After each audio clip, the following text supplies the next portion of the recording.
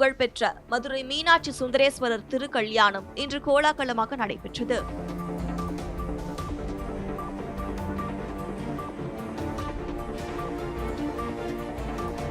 மதுரை மீனாட்சி அம்மன் கோவில் சித்திரை திருவிழா கடந்த 19ஆம் தேதி தொடங்கியது.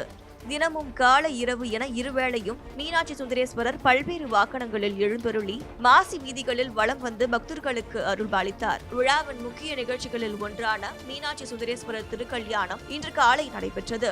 அதிகாலை 4 மணிக்கு சுந்தரேஸ்வரரும் மீனாட்சி அம்மனும் வெள்ளி சிம்மாசனத்தில் எழுந்தருளி சித்திரை வீதிகளில் வலம் வந்தனர். பின்னர் திருக்கல்யாண மேடையில் எழுந்தருளிய நிலையில் காலை 8:35 மணிக்கு மேல் திருக்கல்யாணம் விமர்சையாக நடைபெற்றது. இதில் ஆயிரக்கணக்கான பக்தர்கள் கலந்து கொண்டு சுவாமி தரிசனம் செய்தனர். மேலும் பெண்கள் தங்களது திருமாங்கல்ய கயிறை புதிதாக மாற்றிக் கொண்டனர்.